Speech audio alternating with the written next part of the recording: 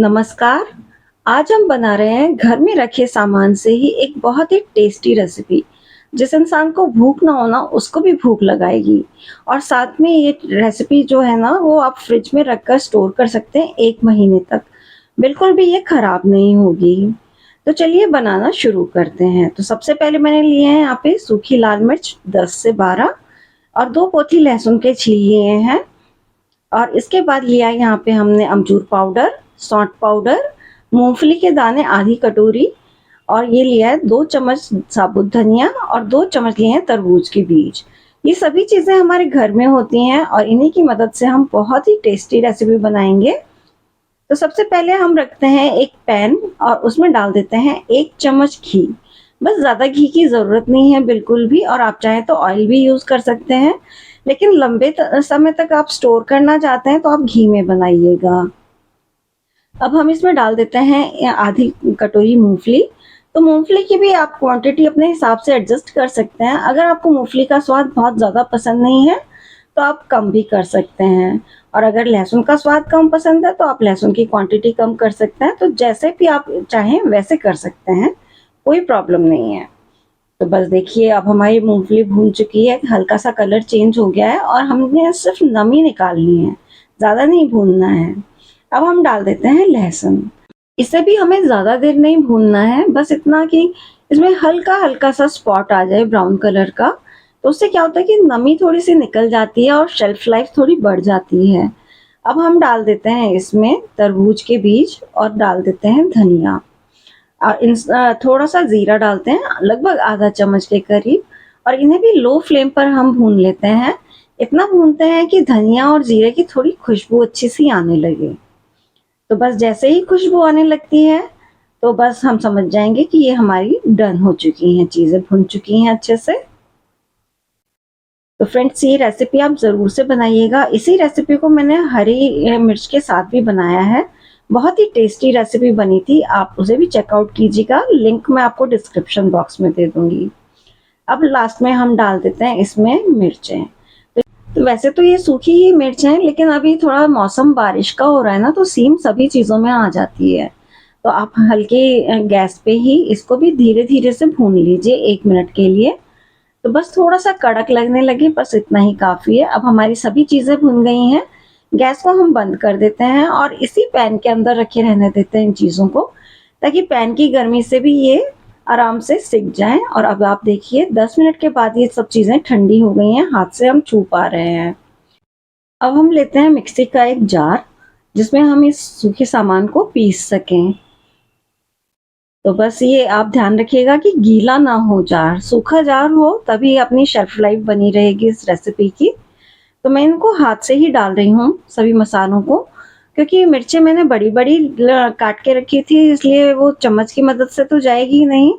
तो ये थोड़ी गड़बड़ कर दी, आप थोड़ा छोटा छोटा काट के फिर डालिए, फिर भूनिए।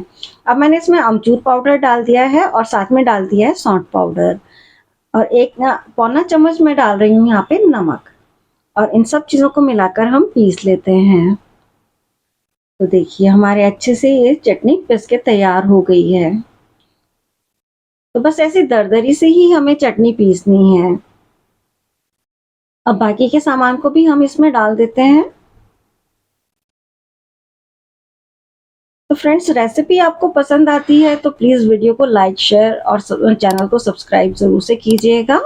तो बाकी चटनी भी हम इसी तरीके से पीस लेते हैं। तो हम लोग खटाई डालने के लिए राजस्थान में कचरी का यूज़ करते हैं, लेकिन अभी मौसम बारिश का है तो सभी चीज़ें सीमी हुई हैं, इसलिए मैंने अमचूर पाउडर का यूज़ किया है। नहीं तो हम कचरी पाउडर डालते हैं, उसका बहुत ही अच्छा फ्लेवर आता है। तो लीजिए देखिए हमारी चटनी बिल्कुल बनके तैयार हो गई है। ये मल्टीपर्पज़ चटनी है। तो आप इसको इसी तरीके से एक एयरटाइट जार में भर के रख दीजिए। इस तरह का कोई भी आप कांच का जार ले लीजिए या प्लास्टिक का जार ले लीजिए, और उसमें आप इस चटनी को भर के और फ्रिज में रख सकते हैं, और 2 महीने तक भी आपकी चटनी खराब नहीं होगी अगर ये बची तो। तो एक तो हम इसका यूज़ कर सकते हैं कि जैसे आपने कोई भरवा सब्जी बनाई तो आप उसमें थोड़ी सी ये सब्जी मिला दीजिए, ये चटनी मिला दीजिए, तो उससे टेस्ट इतना अच्छा आएगा ना आपकी भरवा सब्जी में, मस्त एकदम। या फिर आप इस तरह से चटनी बना लीजिए।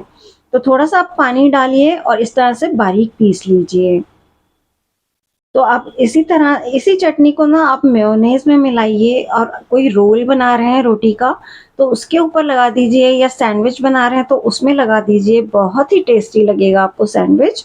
नहीं तो आप इसे छौंक भी सकते हैं, बस इस तरह से 2 चम्मच घी आप इसमें डालिए और ये जो पिसा हुआ पेस्ट है इसको आप घी के अंदर डाल दीजिए जैसे ही घी गर्म हो जाता है। सारे के सारे पेस्ट को डाल दीजिए और फिर इसको थोड़ा अच्छे से चला दीजिए।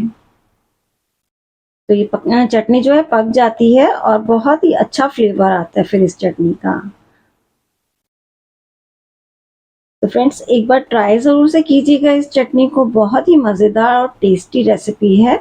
अब हमने जार को थोड़े से पानी से धो लिया है और उस जार के पानी को भी इसमें मिला के अच्छे से चला लेते हैं और पका लेते हैं। देखिए बढ़िया सी हमारी चटनी तैयार हो गई है क्योंकि इसमें मूंगफली है, धनिया है साबुत, तो वो पानी को सोखता है, इसलिए अच्छे से पकाने के लिए हमें थोड़ा पानी डालना होगा अच्छे से और फिर है ना इसको पकाएंगे तो अच्छी चटनी बन जाएगी। तो आपको अगर थिक चटनी पसंद है तो आप इस तरह से रख लीजिए और अगर आपको पतली चटनी पसंद है तो फिर आप इसमें थोड़ा सा पानी और मिला लीजिए और पका लीजिए। लीजिए चटनी हमारी तैयार है, पूड़ी, परांठा, रोटी किसी के भी साथ खाइए, बहुत ही मस्त लगने वाली है।